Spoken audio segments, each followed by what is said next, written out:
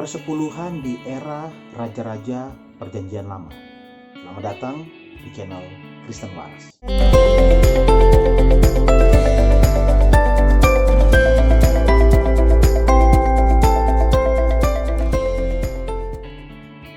Di video sebelumnya, saya sudah membahas mengenai persepuluhan di era Abraham dan era Taurat atau era Musa.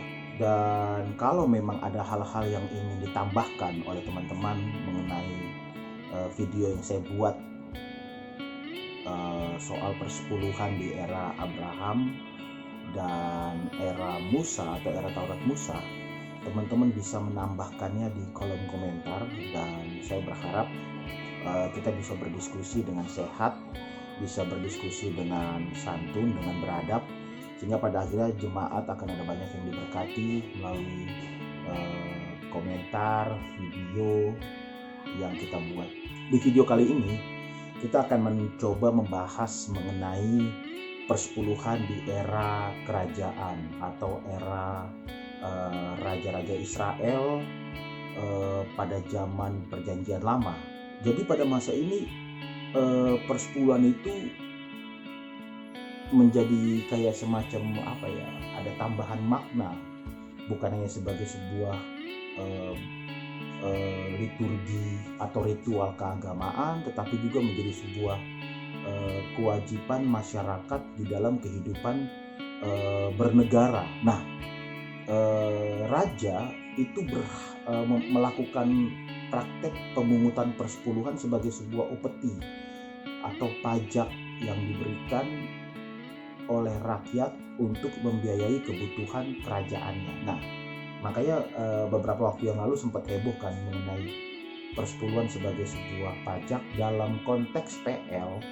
Persepuluhan sebagai sebuah pajak yang diberikan kepada raja, ya, itu benar, tetapi dalam konteks kehidupan kerajaan, maka persepuluhan diadopsi menjadi sebuah upeti atau pajak. Nah, namun apakah itu menjadi sebuah pajak juga dalam kehidupan bergereja saat ini? Malah saya merasa itu kurang tepat ya. Tapi istilah pajak ini juga sering digunakan sebagai dalam konteks bait Allah. Jadi persepuluhan, beberapa teolog mengatakan bahwa persepuluhan dalam konteks bait Allah itu menjadi semacam upeti juga atau pajak yang dipungut, yang diberikan ke bait Allah dari orang Israel. Makanya orang Israel itu sebenarnya kalau total ya tidak 10% memberikan persepuluhan, bisa sampai 20 atau mungkin 23,5% dari pendapatan mereka, dari hasil yang mereka peroleh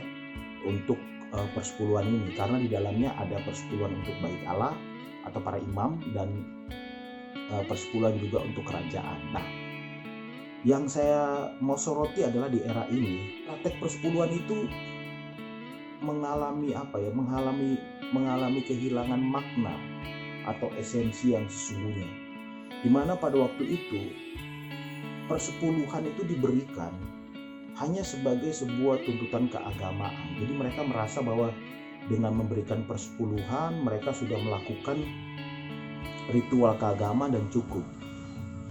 Tapi bersamaan dengan itu, mereka yang memberikan persepuluhan melakukan praktek kehidupan yang boleh dibilang melukai hati Allah, melakukan hal yang membuat perih hati Allah, yang membuat sedih pribadi Allah. Kenapa? Karena mereka memberikan persepuluhan, tetapi bersamaan dengan itu praktek hidup mereka yang memberikan persepuluhan ini atau umat Israel ini, mereka tuh nggak peduli dengan sesamanya. Jadi di video sebelumnya saya mengatakan bahwa persepuluhan pada awalnya itu diberikan atau diadopsi oleh Allah, lalu kemudian dibuat menjadi sebuah aturan keagamaan dalam era Musa. Itu tujuannya adalah untuk menyatakan kasih dan keadilan Allah bagi seluruh umat Israel. Jadi kasih dan keadilan Allah bagi seluruh umat Israel itu dirasakan, itu menjadi dasar, menjadi motivasi. 11 suku yang mendapatkan tanah pusaka, yang mendapatkan harta pusaka dari Allah, di mana Allah memberikan kepada mereka tanah, ya, memberikan kepada mereka kebebasan, keluasan untuk mengelola tanah mereka, untuk mencari hasil dari tanah, ya, seperti berternak atau bercocok tanam, ya. Mereka memperoleh hasil, tapi ada satu suku yaitu kaum Lewi yang tidak mendapatkan tanah, dan mereka dipelihara lewat persepuluhan dari 11 suku. Jadi ada sifat gotong royong, ada sifat kepedulian sosial yang dilakukan oleh Israel atau suku-suku Israel di dalam memberikan persepuluhan, dan itu motivasinya. Jadi waktu mereka memberikan persepuluhan, mereka melihat Allah yang adalah kasih, mereka melihat Allah yang adalah adil, lalu kemudian mereka dengan sukarela memberikan persepuluhan. Ketika mereka dengan sukarela memberikan persepuluhan, di situ akan terlihat bagaimana Allah Israel, Allah yang mereka sembah, Allah leluhur mereka adalah Allah yang peduli, Allah yang betul-betul memperhatikan kepentingan manusia, Allah yang betul-betul memperhatikan kepentingan kaum Israel, Allah yang betul-betul bergerak, hadir, dan mempedulikan setiap keperluan atau kebutuhan hidup Israel. Karena apa? Karena Allah ingin supaya rencana itu tergenapi. Rencana Allah supaya tergenapi, dan Israel yang dipilih oleh Allah menjadi representatif wakil Allah di muka bumi ini bisa menunjukkan kepada kaum lain atau bangsa lain, sehingga bangsa lain pun bisa belajar. Bangsa lain pun bisa melihat atau mempraktekkan kasih dan keadilan Allah ini dalam kehidupan mereka kelak. Nah, itulah mengapa dalam Ulangan di sana dikatakan juga bahwa persepuluhan bukan hanya milik kaum Lewi, tetapi juga bukan hanya diberikan kepada kaum Lewi, tapi juga diberikan kepada janda miskin, orang asing, anak yatim. Jadi mereka yang terpinggirkan, atau mereka yang mengalami, yang hidup di dalam perjalanan atau dalam kemusafiran seperti orang asing yang datang ke perkemahan Israel, itu mereka diberikan persepuluhan, makan sampai kenyang. Di sini betul-betul kasih keadilan Allah, ya, bagi seluruh kaum Israel, dan kepedulian Allah juga kepada orang-orang miskin, kepada orang asing, ya, kepada bangsa lain. Itu nampak lewat persepuluhan. Inilah yang menjadi motivasi kenapa Allah memberikan arahan kepada kaum Israel untuk melakukan praktek persepuluhan. Nah, di era raja-raja, di era kerajaan ini, praktek persepuluhan itu betul-betul hanya sebagai sebuah kebiasaan aja, tanpa makna, tanpa ada motivasi kasih dan keadilan Allah. Kenapa? Karena mereka yang melakukan persepuluhan dan mereka yang mengelola persepuluhan itu orang-orang atau pribadi-pribadi yang tamak, yang rakus, yang mementingkan diri sendiri, yang hidup hedon, tidak peduli. Bahkan bersamaan dengan itu mereka menindas orang-orang miskin dari saudara mereka. Jadi ada kaum Israel, ada suku-suku Israel atau orang-orang Israel, entah dari suku mereka sendiri atau dari suku lain kaum Israel, yang pada waktu hidup miskin, kelaparan, tapi mereka terus diperas, entah itu oleh raja, entah itu oleh para imam. Bahkan moral kaum Israel waktu itu begitu bobrok, begitu rusak.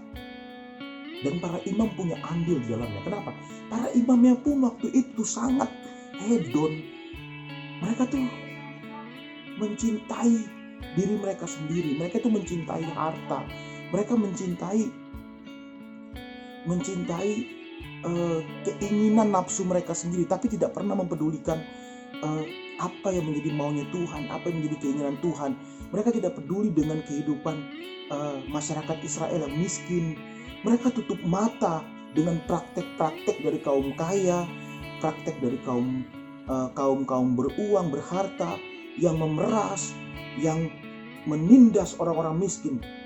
Para imam diam aja. Kenapa? Sebab mereka menikmati hasil dari atau harta dari praktek penindasan itu. Ini yang yang terjadi pada era kerajaan. Orang-orang Israel yang kaya, yang bisa memberikan persepuluhan, tidak peduli dengan orang miskin, tidak peduli dengan mereka yang kelaparan dan tertindas, tidak peduli dengan saudara mereka yang harusnya bisa dibantu. Teman waras, itulah mengapa Allah mengutus Amos, Nabi Maleaki. Tujuannya adalah untuk menegur mereka-mereka ini. Dalam Maleaki 3 ayat 10 yang seringkali dipakai oleh para pendeta untuk menakuti jemaat supaya memberikan persepuluhan. Tahu nggak bahwa Maleaki 3 ayat 10 itu merupakan bagian, konteks itu adalah bagian dari teguran Allah kepada kaum Israel, secara khusus kepada para imam yang tidak memberikan persepuluhan dengan motivasi yang benar dan tidak mengelola persepuluhan dengan tepat. Kenapa? Karena persepuluhan yang diberikan ke bait Allah oleh para imam itu tidak digunakan untuk kepentingan bait Allah. Mereka menggunakannya untuk kesenangan mereka sendiri. Kepentingan bait Allah yang seharusnya diprioritaskan, di mana kepentingan bait Allah itu seharusnya selaras dengan kepentingan Allah sendiri. Karena bait Allah adalah representatif kehadiran Allah di tengah-tengah umat Israel. Mereka nggak peduli bangunannya hancur, bangunannya rusak, apa segala. Mereka nggak peduli. Persepuluhan itu harus dipakai untuk merapikan rumah Allah dan juga untuk dikembalikan seperti maksudnya, untuk janda miskin, orang susah, kelaparan apa. Para imam nggak peduli. Para imam asik hidup hedon, menikmati uang persepuluhan itu. Itulah konteks Maleaki 3 ayat 10.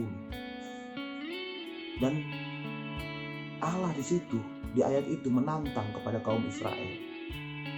Ayo bawa persepuluhan, apakah aku tidak akan memberkati engkau? Karena pada waktu itu Allah memberikan hukuman karena ketidaksetiaan kaum Israel, kelalaian kaum Israel untuk mengasihi Allah dengan tulus, dengan sungguh. Mereka harusnya hidup berkenan sebagai umat Allah yang menjadi wakil Allah, representatif Allah bagi bangsa lain, tapi mereka hidup hedon. Mereka berpusat kepada harta, mereka terikat dengan harta, perut mereka itu menjadi tuhan mereka. Ketika mereka melakukan praktik persepuluhan, mereka itu karena motivasinya itu motivasinya cuma begitu aja, tanpa ada motivasi kasih dan keadilan Allah. Karena mereka mendapatkan hasil dari mendapatkan hasil harta, lalu kemudian memberikan persepuluhan, di mana persepuluhan itu, harta persepuluhan itu adalah harta hasil dari menindas, memeras kaum miskin. Allah dalam konteks Maleaki menantang Israel yang waktu itu diberikan hukuman, di mana ladang ilalang mereka itu mengalami gagal panen, Allah tidak memberikan hujan. Israel ditantang oleh Allah, ayo berikan persepuluhan, kembalikan persepuluhan. Maksudnya kembalikan persepuluhan itu bukan berarti cuma mengembalikan uangnya, bukan, tapi berikan persepuluhan, kembalikan persepuluhan ke perbendaharaan rumah Allah. Artinya harus digunakan dengan tepat, harus memberi dengan motivasi yang benar. Itu tantangan Allah di Maleaki 3. Dan di ayat 10 dikatakan kalau kamu akan lihat bagaimana Allah akan membuka tingkap-tingkap langit. Artinya apa? Allah akan memberikan hujan, Allah akan menghardik belalang pelahap. Waktu itu ada belalang pelahap, teman-teman. Jadi panen mereka gagal karena belalang pelahap, dan Allah akan menghardik. Allah menjanjikan itu. Jadi sebenarnya harusnya orang Israel itu sadar, memberikan persepuluhan bukan karena hal-hal yang lain, tapi memberikan persepuluhan itu karena kasih dan keadilan Allah. Dan Israel melupakan itu pada waktu itu, pada era kerajaan. Era raja-raja itu memberikan persepuluhan dengan motivasi yang salah. Mereka nggak peduli. Mereka melakukan praktek keagamaan, memberikan persepuluhan, tapi mereka nggak peduli dengan saudara mereka yang lapar. Mereka nggak peduli dengan kaum mereka yang miskin. Mereka menindas, mereka mendapatkan harta dari hasil penindasan, dan itu kekejian di hadapan Allah. Dan Allah ingin mengembalikan makna persepuluhan kepada maksud asli, maksud awal ketika Allah memberikan persepuluhan, konsep persepuluhan kepada Musa pada waktu itu dipraktikkan oleh kaum Israel. Raja yang menerima persepuluhan juga seringkali menggunakan persepuluhan bukan untuk tujuan yang benar, dan ini adalah sebuah kritik kepada raja-raja juga waktu itu. Apa korelasinya buat kita sekarang ini? Jelas sekali bahwa persepuluhan di PL, baik era Musa, era Abraham, maupun era kerajaan, itu harusnya memiliki makna yang sama. Bahwa persepuluhan adalah merupakan ucapan syukur kita kepada Allah dan menjadi bentuk kasih dan keadilan Allah. Supaya nampak kasih dan keadilan Allah lewat persembahan persepuluhan kita, maka kita harus motivasinya benar dan mengelolanya dengan benar. Adalah sebuah kesalahan kalau memang gereja diberikan kepercayaan untuk mengelola persepuluhan, hendaklah mengelolanya dengan benar. Para imam harus benar menyampaikan pesan persepuluhan, bukan menakut-nakuti jemaat. Para imam harus sebisa mungkin memiliki gaya hidup sederhana, bukan berarti berkekurangan, tidak. Saya tidak melarang para imam atau pendeta di sini dalam konteks sekarang itu kaya raya, tidak. Saya senang kalau ada pendeta kaya. Tapi kalau Anda kaya karena hasil persepuluhan atau persembahan jemaat, saya pikir itu hal yang perlu dipertanyakan. Bersamaan dengan itu jemaat Anda ada yang banyak yang kekurangan, ada banyak yang susah. Maka praktek persepuluhan atau pengelolaan persembahan di rumah Tuhan, di gereja, itu harus dikembalikan, jangan sampai terjebak pada era kerajaan. Yuk kita kembali ke maksud awal dari persepuluhan atau persembahan itu diberikan. Biarlah video singkat ini menjadi pesan buat kita bahwa persepuluhan hendaklah menjadi sebuah bentuk ucapan syukur kita kepada Tuhan, dan persepuluhan harus menjadi semacam bentuk pernyataan kita kepada dunia, saksi kepada dunia bagaimana kasih dan keadilan Allah dinyatakan dalam kehidupan kita dan kehidupan sesama kita, khususnya umat Allah. Nah, karena itu saya tidak menentang persepuluhan, dan saya juga tidak menganjurkan juga atau mengiyakan juga praktik persepuluhan dalam konteks sekarang. Jadi semua saya kembalikan kepada pribadi masing-masing, apakah mau memberi persepuluhan atau tidak. Tapi saya men-challenge setiap Anda yang memberikan persepuluhan, pastikan hasilnya itu adalah hasil dari hal yang berkenan di hadapan Allah, hasil dari sesuatu yang benar di hadapan Allah. Dan yang kedua, bagi Anda yang memberikan persepuluhan, pastikan perbuatan Anda adalah sikap Anda, sikap hidup Anda